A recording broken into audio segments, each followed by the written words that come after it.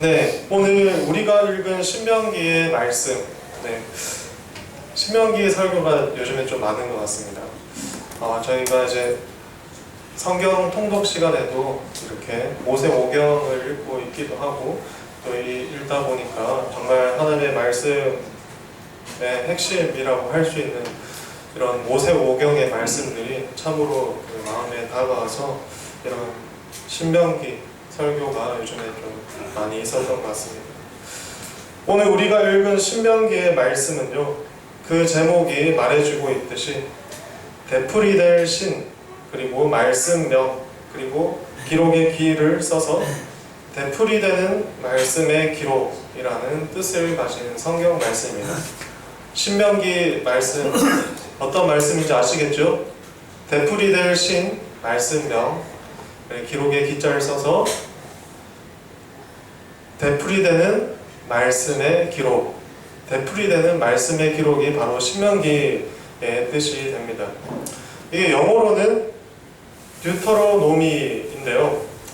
이는 라틴어 듀터로노미움, 그리고 헬러 도이테론 노모스라는 말에서 온 것인데요. 뜻은 두 번째라는 뜻을 가진 듀터로와 율법이라는 뜻을 가진 노미움을 합쳐서 두 번째 율법이라는 뜻을 가지고 있습니다. 영어로는 신명기가요. 그래서 되풀이되는 말씀의 기록이자 두 번째 율법이라는 뜻을 가진 게 바로 오늘 말씀 신명기의 뜻이 됩니다. 또한 앞서 말씀드린 듯이 모세오경이라 불리는 5가지 성경책, 창세기, 출애굽기, 레위기, 민수기, 신명기 중에서 마지막 성경이 됩니다. 모세의 마지막 설교를 담고 있는 책입니다. 그렇게 이 마지막 설교에서 모세는 어떤 새로운 말을 지어내고 있는 것이 아니라 이전에도 했고 이전에도 하나님으로부터 받았던 그 반복되는 하나님의 말씀을 이제 새로운 땅에 들어갈, 하나님께서 약속하신 새로운 땅에 들어갈 새로운 세대에게 설교하고 있는 것이죠. 이것이 단지 단순한 기록, 그냥 있었던 사실을 단순히 기록한 것이었다면 조금 덜 자세했을 수도 있습니다. 그러나 후세에 전하는 마지막 설교이기 때문에 모세는 오늘 이 신명기에서 이전에 있었던 일들에 대해서, 이전에 하나님께로부터 들었던 일들에 대해서, 이전에 너희 조상들이 내 앞에서 어떻게 행했는지에 대해서 아주 자세하게 그 후손들에게 지금 설명하고 있는 것입니다. 이러한 자세한 설명은요, 오늘 본문을 담고 있는 5장 중에 한 부분을 통해서 드러납니다. 예를 들어서 신명기 5장 23절에서 27절까지의 말씀이 출애굽기 20장 18절에서 21절에서도 똑같이 나오는데요. 출애굽기에서는 오늘 신명기만큼 자세하게 표현되지 않고 아주 간략하게 요점만 정리되어 있습니다. 출애굽기 부분을 읽어보겠습니다. 뭇 백성이 우레와 번개와 나팔 소리와 산의 연기를 본지라 그들이 볼 때에 떨며 멀리 서서 모세에게 이르되 당신이 우리에게 말씀하소서 우리가 들으리라. 하나님이 우리에게 말씀하시지 말게 하소서 우리가 죽을까 하나이다. 모세가 백성에게 이르되 두려워하지 말라. 하나님이 임하심은 너희를 시험하고 너희로 경외하여 범죄하지 않게 하려 하심이라. 까지가 바로 출애굽기 20장 18절에서 21절까지 3절에 걸친 말씀인데요. 이 말씀에 대해서 오늘 모세는 마지막 설교이기 때문에 아주 길게 자세하게 설명하고 있습니다. 그 말씀은 바로 신명기 5장 23절에서 27절까지의 말씀인데요. 읽어보겠습니다. 산이 불에 타며 캄캄한 가운데서 나오는 그 소리를 너희가 듣고 너희 지파의 수령과 장로들이 내게 나와 말하되 우리 하나님 여호와께서 그 영광과 위엄을 우리에게 보이시네 불 가운데에서 나오는 음성을 우리가 들었고 하나님이 사람과 말씀하시되 그 사람이 생존하는 것을 오늘 우리가 보았나이다. 이제 우리가 죽을 까닭이 무엇이니까? 이 큰 불이 우리를 삼킬 것이요 만일 우리가 우리 하나님 여호와의 음성을 다시 들으면 죽을 것이라. 육신을 가진 자로서 우리처럼 살아계시는 하나님의 음성이 불 가운데에서 바람을 듣고 생존한 자가 누구니까? 당신은 가까이 나아가서 우리 하나님 여호와께서 하시는 말씀을 다 듣고 우리 하나님 여호와께서 당신에게 이르시는 것을 다 우리에게 전하소서. 우리가 듣고 행하겠나이다 하였느니라 말씀입니다. 거의 출애굽기에 비해서 2배 분량으로 자세히 설명해서 이야기하고 있음을 볼 수 있습니다. 사랑하는 여러분, 어제는 태풍이 휘몰아쳤습니다. 태풍이 휩쓸고 간 자리에는 참으로 허무함이 남았습니다. 집을 잃어버린 사람도 있고 그 생명을 잃어버려 가족이나 또는 소중한 물건을 잃어버린 사람도 있고 마땅히 가야 할 곳에 가지 못한 사람이 있기도 합니다. 그렇게 이러한 피해를 최소화하고자 우리는 항상 대책을 세우고 만반의 준비를 하려고 노력하죠. 바로 태풍이 오기 전에 느끼는 위협감과 두려운 마음이 우리를 이토록 준비하도록 만든다라는 것입니다. 사랑하는 여러분, 방금 제가 여러분들에게 읽어드린 그 말씀이 바로 이와 비슷한 내용을 담고 있는 것입니다. 하나님 앞에서의 두려운 마음과 절대자를 향한 그 경외심이 그들을 하나님의 말씀을 지켜 행하도록 이끌었다라는 것입니다. 모세가 하나님의 율법을 받기 위해서 이 호렙산 시내산에 올라갔을 때 산 위에 큰 구름이 임하고 그곳에 불이 생겼습니다. 산 밑에 있던 이스라엘 백성들은 이것을 보고 참으로 두려워하였던 그런 현장을 방금 읽어드린 성경에서 묘사하고 있는 것이죠. 그런데 더군다나 하나님의 목소리까지 더해졌습니다. 그 산에서 불만 보인 것이 아니라 하나님의 목소리까지 더해져서 아주 불가항력적인 두려움이 증폭했다라는 것입니다. 이를 듣고 각 지파의 수령과 장로들이 모세 앞에 나와서 자신들이 이 모든 것을 보고 또 들었는데 지금 살아있다. 앞으로 한 번만이라도 더 똑같은 이 장면을 보고 하나님의 목소리를 듣게 된다면 그날에는 모두 죽을지도 모른다 라고 이야기를 하며 반드시 모세 당신이 하나님께 받은 그 말씀을 우리가 듣고 행할 수 있도록 반드시 우리에게 전해주셔야 한다라고 지금 이야기했다라는 것입니다. 사랑하는 여러분, 이날 이스라엘이 이토록 심하게 가졌던 두려운 마음, 이 마음은 바로 하나님을 향한 경외의 마음이었습니다. 하나님께서는 언제든지 자신들을 죽일 수 있고 또 거꾸로 뜰 수 있는 분이라는 것을 모세 앞에서 고백했던 것입니다. 무엇을 통해서요? 산 위에 임한 불과 하나님의 목소리를 통해서 말입니다. 그런데 놀랍게 여겨졌던 것은 자신들이 아직도 살아있고 더욱이 모세는 자신들보다 더 가까이 가서 그 불을 보고 하나님의 목소리를 들은 자인데도 살아있다라는 사실이었습니다. 그들은 하나님의 은혜를 느낌과 동시에 경외감과 감사를 바탕으로 이 모세에게 주신 하나님의 말씀을 힘써 지켜 행하기를 원했던 것입니다. 이는 이어지는 5장 27절과 29절 말씀이 바로 그 근거가 되는데요. 각 지파의 수령과 장로들이 모세에게 27절에서 이렇게 말합니다. 당신은 가까이 나아가서 우리 하나님 여호와께서 하시는 말씀을 다 듣고 우리 하나님 여호와께서 당신에게 이르시는 것을 다 우리에게 전하소서. 우리가 듣고 행하겠나이다. 이어지는 28절과 29절에서는 모세가 이렇게 말합니다. 여호와께서 너희가 내게 말할 때 너희가 말하는 소리를 들으신지라.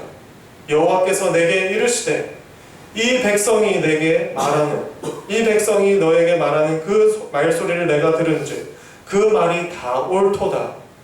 다만 그들이 항상 이 같은 마음을 품어 나를 경외하며 내 모든 명령을 지켜서 그들과 그 자손이 영원히 복받기를 원하노라 라고 말이죠. 하나님으로부터 이야기를 들은 모세가 백성들에게 이렇게 답변을 해주고 있는 것입니다. 사랑하는 여러분, 적어도 이날에 이스라엘 백성이 모세 앞에서 보인 것은 하나님을 향한 경외심이었습니다. 왜냐하면 하나님께서 모세에게 이들의 그 마음을 다 읽었고 다 옳다고 여겼고 그리고 나를 경외하고 있는 것을 알겠다라고 모세에게 이야기했기 때문입니다. 하나님께서 직접 모세에게 이들이 나를 경외하고 있다라고 이야기했다라는 것입니다. 하나님은 정말로 위대하시고 불가항력적인 분이시기 때문에 다시금 조우하게 되는, 만나게 되는 날에는 죽음이 찾아올 것이라는 두려움을 이들은 품고 모세 앞에 하나님을 향한 경외심을 보였던 것입니다. 그렇기에 더욱더 이들의 마음에는 하나님의 말씀을 지켜 행하겠으니 꼭 당신에게 말씀해 주신 하나님의 그 명령을 우리에게 전달해 달라고 모세 앞에 이야기하고 있는 것입니다.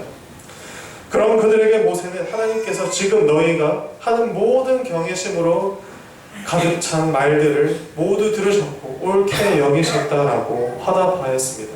더불어 하나님께서는 지금처럼 그 경외하는 마음을 잊지 말고 계속하여서 현재 살아있는 너희뿐만 아니라 장차 태어나서 자라게 될 내 자손도 그러한 경외심을 가지고 말씀을 행하여 영원히 복을 받기를 원한다는 말씀을 답사로 직접 해주시고 계신다라는 것입니다.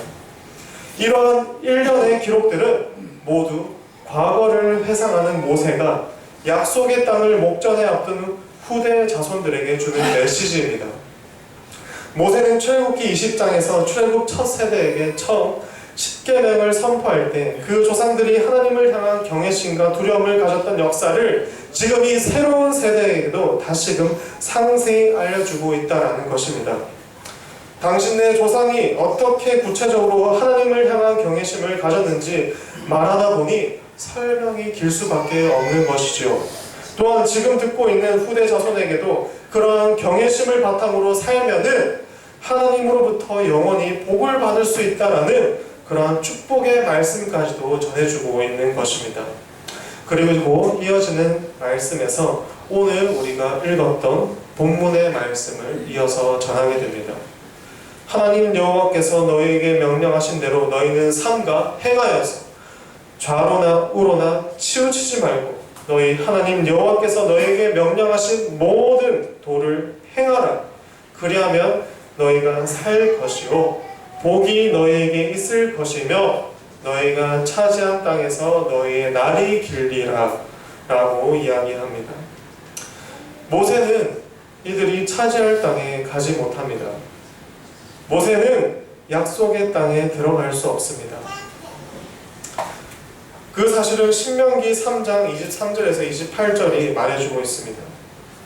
그때 내가 여호와께 간구하기를 주 여호와여 주께서 주의 크심과 주의 권능을 주의 종에게 나타내시기를 시작하셨사오니 천지간에 어떤 신이 능히 주께서 행하신 일 곧 주의 큰 능력으로 행하신 일 같이 행할 수 있으리까 구하옵나니 나를 건너가게 하사 요단 저쪽에 있는 아름다운 땅 아름다운 산과 레바논을 보게 하옵소서 하되 여호와께서 너희 때문에 내게 진노하사 내 말을 듣지 아니하시고 내게 이르시기를 그만해도 족하니 이 일로 다시 내게 말하지 말라. 너는 비스가 산 꼭대기에 올라가서 눈을 들어 동서남북을 바라보고 내 눈으로 그 땅을 바라보라. 너는 이 요단을 건너지 못할 것임이니라. 그리고 너는 여호수아에게 명령하고 그를 담대하게 하며 그를 강하게 하라. 그는 이 백성을 거느리고 건너가서 네가 볼 땅을 그들이 기업으로 얻게 하리라 하셨느니라 라고 앞서 말씀하셨기 때문입니다. 이스라엘 백성의 죄가 너무나도 가득하였고 여호와께서 그것을 싫어하셨기 때문에 모세의 때에는 모세는 그 땅을 건너가지 못할 것이라고 이야기하셨고, 다시는 그 이야기를 꺼내지 말라고 모세에게 이야기하였습니다. 감히 하나님께서 너는 건너가지 못할 것이라고 이야기하는데 다시는 그 이야기를 꺼내지 말라고 하는데, 과연 모세가 하나님 앞에서 한 번 더 구할 수 있었을까요? 모세는 그 말씀에 순종하여 그 후대들에게 지금 너희는 그 땅에 들어갈 것인데 만반의 준비를, 하나님의 말씀을 지켜 행할 준비를 할 수 있도록 그렇게 이야기하고 있는 것이죠. 하나님의 대사로서 인도하고 가르치고 있을 뿐이라는 것입니다. 약속의 땅에 들어가는 밑거름의 역할까지만이 모세의 역할인 것입니다. 그렇게 그 역할을 다하기 위해서 모세는 분명히 자손들에게 말했습니다. 삼가 행하여서 좌로나 우로나 치우치지 말고 하나님께서 명령하신 모든 도를 행하라. 그러면 살 것이요 복이 있을 것이며 차지한 땅에서 살 날이 길 것이다 라고 말이십니다. 좌로나 우로나 치우치지 말라는 이 정신은 예수님의 말씀에서도 찾을 수 있습니다. 마태복음 5장 37절에 기록되기를 오직 너희 말은 옳다 옳다 아니라 아니라 하라. 이에서 지나는 것은 악으로부터 나느니라. 하나님께서 말씀하신 말씀이 분명히 있는데 그 말씀을 통하여서 우리가 확실히 옳다 또는 아니다 라고 말할 수 있는 것을 우리의 임의대로 설명하는 것 혹은 이끌어가는 것은 악으로부터 난 것이라고 말이죠. 곧 좌로나 우로나 치우치지 말라는 것은 바로 자신의 임의대로 말씀을 조작하거나 또는 편의를 위해 한쪽으로 치우친 자세를 취하지 말라라는 의미입니다. 오직 여호와 하나님의 말씀의 그 기준과 잣대를 삼아 하나님의 말씀을 지키는 삶을 살라라는 것입니다. 사랑하는 여러분, 바야흐로 요즘 시대는 소확행의 시대입니다. 작지만 확실한 나의 행복이라는 말의 줄임말로 소확행입니다. 요즘 시대를 대변해주는 말이죠. 거대 담론이 해체되고 당장의 내 앞에 놓인 행복이 더 중요한 시대를 대변해주는 말입니다. 예를 들어서 거대 담론이란 자본주의, 민주주의 혹은 세상을 움직이시는 하나님의 존재 여부에 대한 그런 고민들에 대한 것일 수 있고요. 인간이 구원을 받기 위해서는 예수님을 믿어야 한다라는 어떤 커다란 이야기들에 관한 것이 바로 거대 담론입니다. 지금 이러한 거대 담론이 해체되는 시대에 우리가 살고 있다라는 말입니다. 이러한 커다란 이야기나 어떤 주제들은 당장에 내가 먹고 사는 것에 아무런 도움이 되지 못하고 내 앞에 당장에 놓인 작지만 확실한 행복을 가지는 것, 그것이 너무나도 중요한 시대가 되어버렸다는 것입니다. 작지만 행복을 가지기에는 이러한 거대 담론, 예수님께서 우리를 위해서 죽으셨고 그분을 믿으며 천국에 간다라는 이러한 생각, 이런 진리들에 대해서는 너무나도 나와 먼 이야기로 여기는 것이 바로 이 세대인 것이죠. 어떤 것을 지키기 위한 인내나 절대자를 향한 경외심이나 두려움은 가질 수 없는 이러한 시대, 상조가 만들어졌습니다. 이는 어쩌면 당시 출애굽 첫 세대는 다 죽고 이야기로만 들어온 다음 세대에게도 어떻게 보면 적용될 수 있는 이야기가 될지 모릅니다. 원리가 될지 모릅니다. 그렇기 때문에 모세는 더욱더 힘써 자세하게 이 다음 세대들에게 이야기를 하고 알려주고 있는 것입니다. 그렇다면 모세가 꼭 그렇게 했던 이유는 무엇입니까? 바로 그렇게 하면 하나님께서 주는 축복을 누릴 수 있기 때문입니다. 저주가 아니라 축복을 누릴 수 있기 때문입니다. 오늘 말씀에서도 말하고 있듯이 그리하면 살 것이요 복이 있을 것이요 차지한 땅에서 살 날이 길 것이기 때문에 이 후대 자손들에게 너무나도 열심히 자세히 마음을 다해서 이야기하고 있는 것입니다. 먼저 산다라는 표현이 기록되어 있는데요. 이는 히브리 원어로 타야라는 동사인데요. 바로 생명과 관련된 단어입니다. 즉 하나님께서 살려주신다라는 의미입니다. 이렇게만 하면 하나님께서 살려주신다라는 것입니다. 내가 너에게 명령한 이 말씀을 지켜 행하면 그 생명을 살려준다라는 것입니다. 하나님의 말씀을 지켜 살 때 하나님께서 반드시 살려주신다라는 의미라는 것입니다. 두 번째, 복이 있을 것이요. 이는 원어로 토브라는 동사의 명사형으로서 좋은 것, 아름다움, 기쁨, 즐거움, 하나님의 선, 하나님의 은혜, 축복, 아름다운 물건, 재산, 보물, 복, 행복과 같은 아주 좋은 것들만 총체적으로 담아놓은 그런 단어입니다. 즉 여호와 하나님의 명령을 따라 행하면 이러한 좋은 모든 것들을 너에게 줄 것이다 라는 의미를 담고 있는 것입니다. 마지막으로 차지할 땅에서 날이 길 것이다 입니다.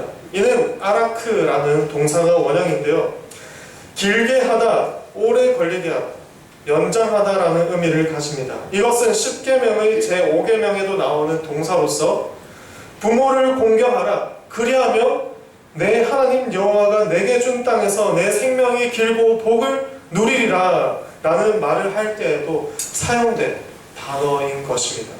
이 단어, 이 십계명 제5계명을 누가 말씀하신 줄 아십니까? 그 누구도 아닌 하나님께서 모세에게 하신 말씀입니다. 하나님께서 특별히 이 단어를 사용해서 말씀하셨다라는 것입니다.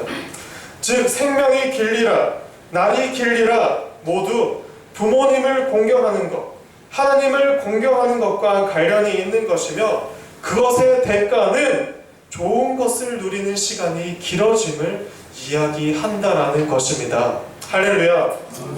사랑하는 여러분, 우리는 도대체 누구를 주인으로 모시며 살아가고 있습니까? 지금 하나님은 분명히 당신을 주인으로 모시면서 살아가는 자들에게 이 많은 것, 풍성한 것, 가장 좋은 것, 생명, 모든 것들, 나를 길게 하는 모든 것들을 다 주시겠다고 지금 오늘 말씀에서도 말씀하고 있는 것입니다. 전제 조건은 좌로나 우로나 치우치지 말고 하나님의 명령을 지켜 나가는 것입니다. 우리는 어디에 속해 있습니까? 우리가 배우는 성경의 말씀을 나의 이익을 도모하는 곳에 사용하고 있지 않습니까? 나의 정치적 정당성을 입증하거나 다른 사람과의 어떤 논쟁에서 이기기 위한 수단으로 이 말씀들을 사용하며 살아가고 있지는 않습니까? 또는 나의 비밀스럽고 들켜서는 안 될 이런 부정한 일에 합리성을 부과하기 위해서 사용하고 있지는 않습니까? 사랑하는 여러분, 하나님의 말씀은 나의 행동을 정당화하기 위한 도구가 결코 아님을 우리는 알아야만 합니다. 오늘도 말씀하십니다. 하나님의 말씀은 좌로나 우로나 치우치지 말고 명령하신 도를 행하여야 하는 것이라고 말입니다. 그 어떤 것도 아니라 행하는 것 말입니다. 이제는 약속의 말씀대로 예수 그리스도께서 이 땅에 오셔서 우리가 받을 모든 저주를 나무에 달리심으로, 죽으심으로 달게 받으시고 하나님께 단번에 드리는 제사가 되셨으므로 구약에 나타난 제의법을 따라서 제사를 드릴 필요는 없어졌습니다. 또한 우리는 광야 또는 가나안 땅에서 사는 이스라엘 민족이 아니기 때문에 그들에게 주어졌던 시민법을 따라서 코셔 음식을 먹거나 그들의 절기를 지켜 행할 필요는 없습니다. 그러나 이방인으로서 믿는 자가 된 우리에게 남은 바 도덕법으로서는 예수님께서도 지키라고 말씀하셨기 때문에 우리에게는 죄 사함 받은 자로서 그 도덕법을 지켜 행해야 할 의무가 있는 것입니다. 바로 오늘 모세가 다음 세대에게 전해주려는 그 십계명이 해당되는 것이며 이는 곧 하나님 사랑과 이웃을 기가 막히게 담고 있다라는 것입니다. 첫째 계명서부터 넷째 계명까지 하나님 사랑에 대한 계명이며 다섯째 계명부터 열째 계명까지가 이웃 사랑에 대한 계명을 담고 있기 때문입니다. 이는 오늘 신명기 5장의 7절부터 21절까지 해당하는 말씀입니다. 제가 대신 읽어드리겠습니다. 5장 7절부터 21절 말씀입니다.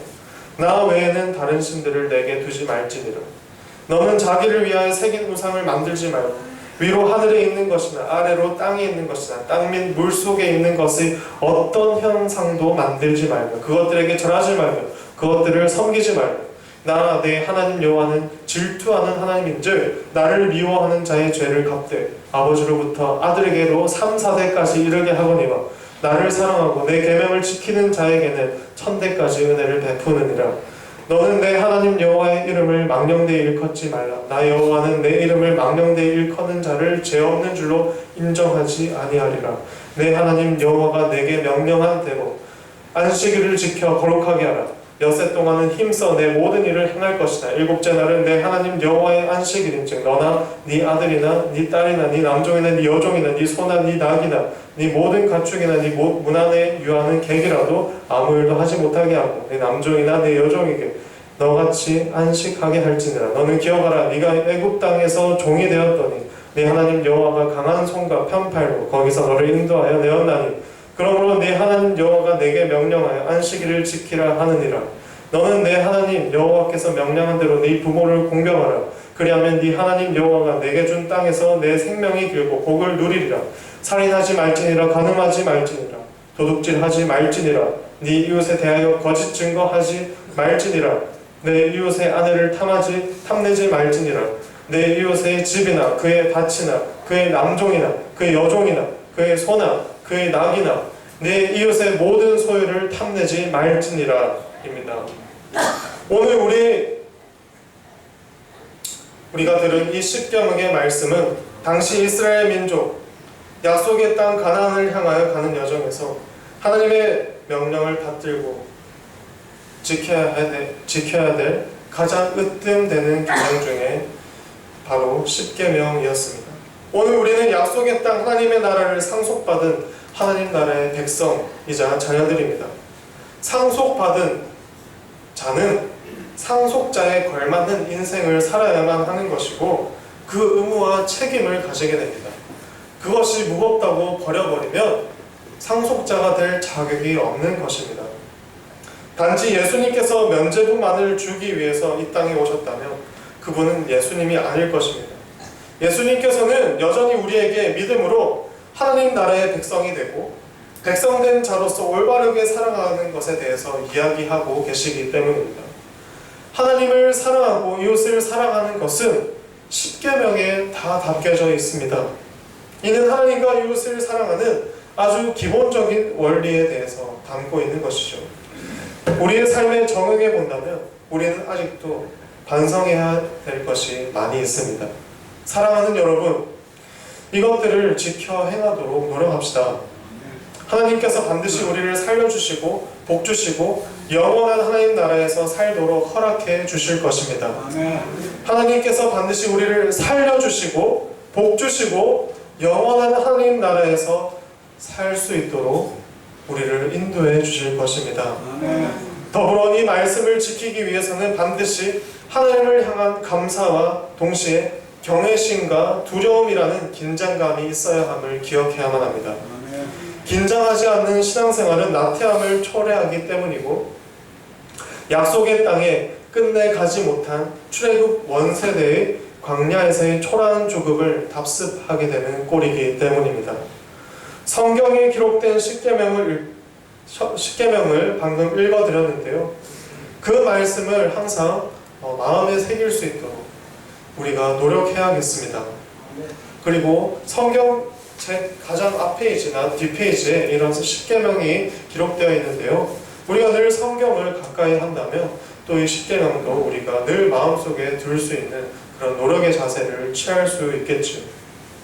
이 말씀에서 우리는 자로나 우로나 치우치지 말고 행하며 살아갈 수 있기를 소망합니다. 아멘. 그런 자에게 하나님께서 반드시 생명을 주시고 좋은 것을 주시고 하나님의 나라를 주셔서 그곳에서 오래도록 영원토록 살게 하실 것입니다. 아멘. 기도하겠습니다.